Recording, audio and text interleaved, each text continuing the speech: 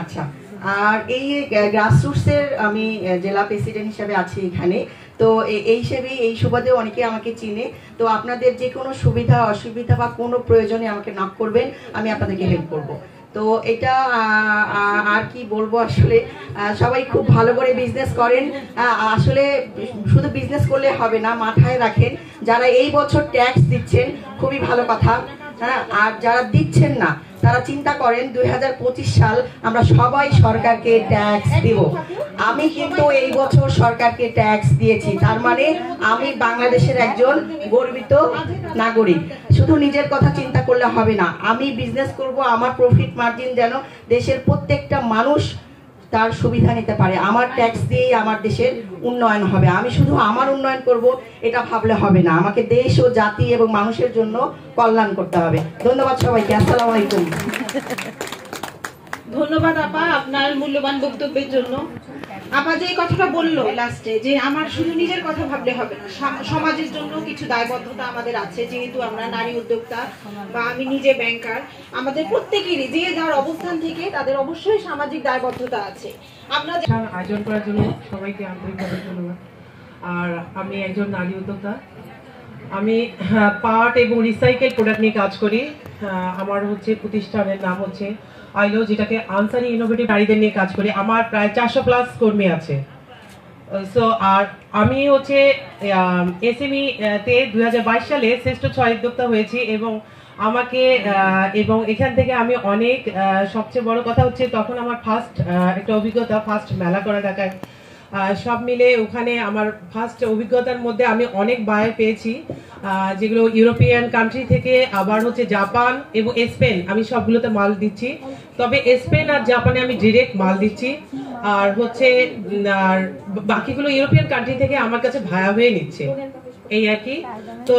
তো আমি এই গত বাণিজ্য মেলা করে এসেছি, আবার শিল্পকলা মরে গেছে, আবার আগারগাঁইতে আমার একটা 3 দিনের মেলা আছে, ইনশাল্লাহ ওখানে যাব।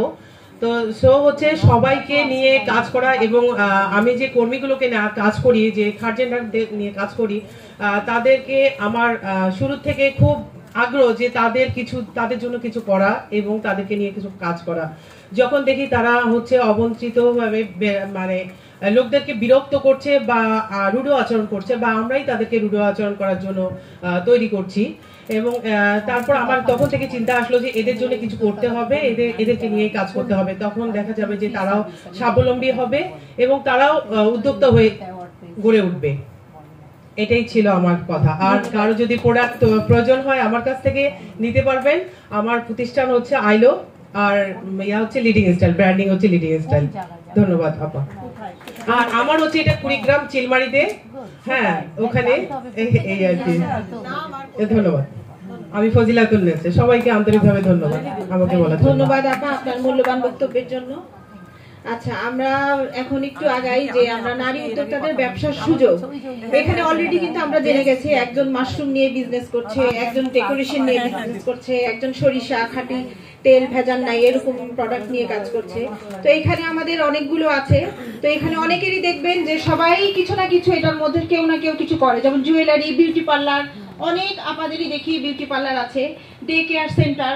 এখানে কি কেউ আছে ডে কেয়ার সেন্টার? এটা একটা নতুন কনসেপ্ট মেয়েদের জন্য, কিন্তু এগুলো আমাদের জন্য খুবই জরুরি। আমরা যারা ওয়ার্কিং ওমেন তাদের জন্য, হ্যাঁ তাদের জন্য কিন্তু এই ডে কেয়ারটা সেন্টার, তারা কিন্তু একটা কোয়ালিটিফুল ডে কেয়ার সেন্টার করে। সেখানে চাই সেটা টাকা একটু বেশি হলেও আমরা চাই কোয়ালিটি একটা ডে কেয়ার সেন্টার, যেখানে আমার বাচ্চাটাকে আমি রেখে সারাদিন আমি আমার কর্মক্ষেত্রে সুন্দরভাবে আমার মনোনিবেশ করতে পারবো।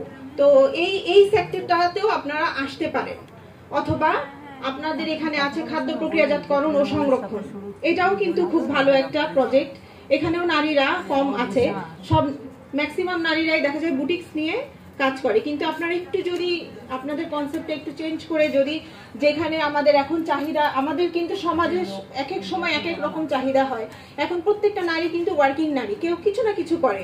তখন সেই কথা মাথায় রেখেও আপনারা এই যে খাদ্য প্রক্রিয়াজাতকরণ ও সংরক্ষণ এটাও করতে পারেন। আমরা কিন্তু চাই যে রেডিমেড ফ্রেশ ফুড, এটা যদি আপনারা সুন্দর মতো প্রোডাক্ট করতে পারেন, ঢাকায় কিন্তু এটা খুব চাহিদা। ঢাকা কেন, আমি মনে করি প্রত্যেকটা জায়গায় এটার খুব চাহিদা। ক্যাটারিং সার্ভিস, এখানে একজনের আপার আছে, ক্যাটারিং সার্ভিস আছে। ইন্টেরিয়র ডেকোরেশন তো আপা এখানে একজন বলেই গেল যে আমি এই ইন্টেরিয়র কাজগুলো করি, ডিজিটাল প্রিন্টিং। তো এরকম অনেকগুলো সেক্টর আছে, আপনারা এক জায়গায় কনসেন্ট্রেশন না দিয়ে আপনারা বিভিন্ন সেক্টরে কাজ করার আইডিয়া মাথায় রাখবেন এবং সুযোগ থাকলে এগিয়ে যাবেন। এখন